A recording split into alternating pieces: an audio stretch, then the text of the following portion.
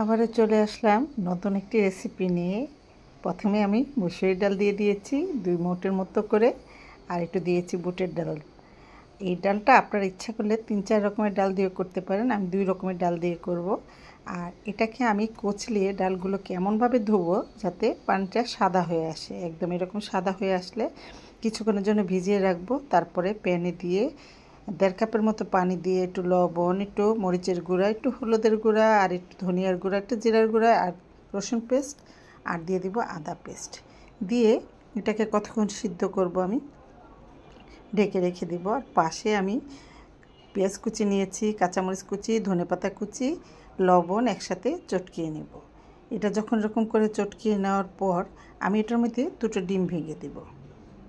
ডিম 2টা ভেঙে দিয়ে কিছুক্ষণ নেড়ে চেড়ে এটাকে মিক্সড করব। এটা হাত দিয়েও করা যায়, আপনারা ইচ্ছা করলে একটা চামচ দিয়ে করতে পারেন। আমি এটাকে কাঁটা চামচ দিয়ে করব। এই যে নেড়ে চেড়ে একদম মিক্সড করে দিব যতক্ষণ ডিমটা একদম ফেটা হয়ে যাবে ততক্ষণ পর্যন্ত।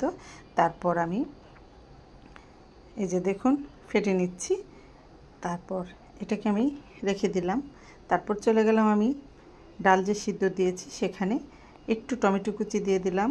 টমেটো কুচি দিয়ে আরও কতক্ষণ এটাকে সিদ্ধ করে নিব, ঢেকে রেখে দেব কতক্ষণ। চুলার আঁচটা কমিয়ে নিব। পাশের প্যানে আমি তেল দিয়ে দিলাম। তেলটা গরম হওয়া পর্যন্ত অপেক্ষা করছি।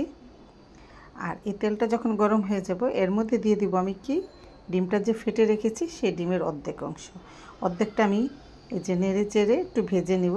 ব্রাউন হওয়া পর্যন্ত অপেক্ষা করব। ডিমের এপাশ ওপাশ হলে তারপর উল্টিয়ে দেব। উল্টিয়ে নিয়ে ভেজে নেব। এই যে আমি উল্টিয়ে দিচ্ছি, দেখুন একটু ডিমটা ফুলে ফুলে উঠবে আর এরকম হয়ে যাবে। এটা একটু পরে ব্রাউন কালার হবে আর হলো একটু ফুলে ফুলে উঠবে। এখন আমি ডিমটাকে নামিয়ে নেব। তারপরে যে আরেকটু ডিমের অংশ রয়ে গেছে সেটা ভেজে নেব। আর এদিকে আমার ডাল কিন্তু সিদ্ধ হয়ে গিয়েছে। ডালটা একটু ঘুটে নিব, ঘুটে নিয়ে অপেক্ষা করব। এই যে ডিম ভাজা হয়ে গিয়েছে। তারপর আমি এই যে দেখুন ডিমটাকে আমি ছোট ছোট টুকরো করে কেটে নিয়েছি। আপনারা ইচ্ছা করলে একটু বড় টুকরো করে নিতে পারেন। তারপর আমি প্যানে তেল দিয়ে দিলাম। আর ওদিকে ডিমগুলো যে টুকরো করে কেটেছি সেটা ডালটা যে ঘুটেছি সেখানে দিয়ে দিয়েছি। সেখানে দিয়ে আমি একটু জিরার গুঁড়া আর একটু গরম মশলা গুঁড়া দিয়েছি। আসলে তখন ক্যামেরাটা অন করতে আমি ভুলে গিয়েছিলাম। আর এই প্যানে আমি একটু মরিচ দিয়ে 2টা মরিচ দিয়ে ফোড়ন দিব, সাথে একটু রসুন কুচি, একটু পেঁয়াজ কুচি দিয়ে একটু নেড়ে চেড়ে পেঁয়াজটা এবং রসুনটা একটু নরম হয়ে আসলে এখানে আমি একটু তেজপাতা আর দিয়ে দিব 5 ফোড়ন। এটা দিয়ে আমি আরেকটু নেড়ে চেড়ে ব্রাউন করে নেব। ব্রাউন করা পর্যন্ত অপেক্ষা করতে হবে। আর এই রেসিপিটি কিন্তু অনেক ইজি, দেখলেই বুঝতে পারবেন কতটা ইজিভাবে এটা আমি করেছি। তারপরে এই যে ফোড়নটা আমি দিয়ে দিলাম। ফোড়নটা দিয়ে একটু নেড়ে চেড়ে, আমার ফোড়নটা একটু পুড়ে গেছে আর একটু ব্রাউন হবে।